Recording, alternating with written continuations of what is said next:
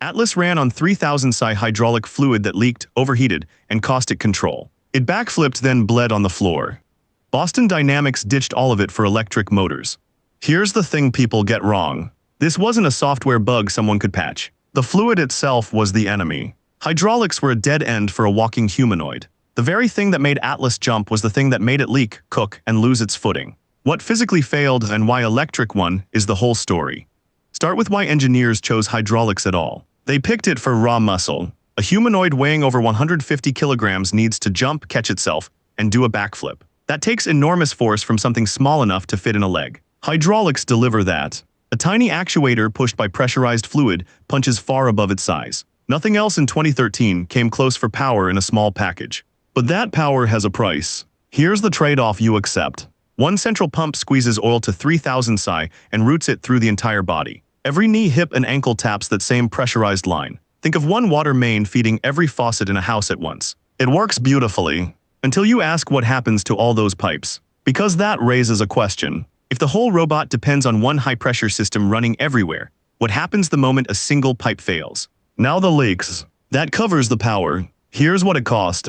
Running one pressurized system through a whole robot means dozens of hoses and fittings. Each one holds back 3000 psi. Every joint becomes a possible seal failure. And Atlas leaked. Famously, engineers nicknamed it the bleeding robot. After a hard run, it would weep hydraulic fluid, leaving oily puddles on the floor. That's not a cosmetic flaw. Picture a garden hose at full pressure, then a fitting pops. A single burst line or a blown seal means that limb loses its fluid instantly. And with it, all control mid-motion. 1 second the leg is holding your weight. The next, the pressure's gone and the joint goes limp. On a 150 kilogram machine catching itself in the air, that's the difference between a landing and a crash. So the plumbing wasn't just messy. It was a live failure surface stretched across the entire body. But leaks were only half of what the fluid did. Because pushing oil that hard does something else. It gets hot. Here's where it gets hot. Squeezing oil to 3000 psi and shoving it through narrow lines dumps a huge amount of energy as heat. The fluid warms up, and as it warms, its thickness changes. So the robot's own strength drifts as it runs. Hot oil also chews through seals faster, feeding right back into the leaks. So Atlas needed cooling. Heat capped how long it could work before it had to stop. Tethers and cooldowns weren't a choice. The temperature forced them. And here's the part that really stings. The pump runs continuously, even when the robot stands perfectly still. Holding a pose burns almost as much energy as moving, because the pump never rests. Most of that energy does no useful work at all. It just becomes heat you then have to fight. Picture leaving every faucet cracked open all day so water's ready the instant you want it. That's the waste.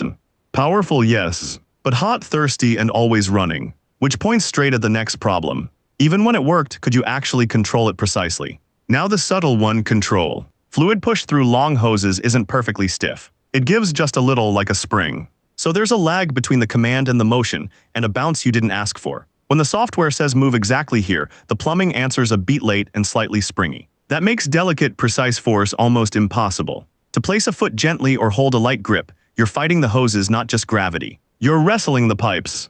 And all of this rides on a lot of hardware. Hydraulic Atlas carries a pump, a bank of valves, an accumulator that stores pressure, a reservoir of oil, and long runs of hose threaded through every limb. That's mass to haul, parts to maintain, and one more thing. Every fitting, valve, and seal is another place to fail. Add it up. You get power and lag and heat and leaks and weight, all bolted together, all fighting each other. So the real question becomes obvious. If the fluid is the problem, what happens when you take the fluid out entirely? So they took the fluid out. Break time equals 0. 6 is slash in 2024, Boston Dynamics revealed an all-electric Atlas. No oil anywheres. Every joint that once needed pressurized fluid now runs on an electric motor. And look what that removes. No fluid means nothing to leak. No central pump means no continuous drain and far less waste heat. The motor commands the joint directly. So the springy lag from long hoses is gone, and precise force control gets far easier. It's quieter, cleaner, and it sips power when standing still. Because a motor holding a pose can just hold. But here's the honest catch. Electric couldn't win earlier for a real reason. For years, electric motors couldn't match the punch of hydraulics in something small enough to fit a robot's limb. Closing that gap took years of advances in motors and gearboxes. Gearboxes are the systems that trade speed for the raw force a joint needs. Only recently did electric actuators get strong enough to make a humanoid jump without oil. The physics finally caught up. Which means the last piece is simple. What did they actually gain and what did they give up? Now it all clicks, brake time equals 0, 6/3000 psi bought Atlas real power. The muscle to jump and flip. But that same pressure charged rent every second. Fluid that leaked from dozens of fittings.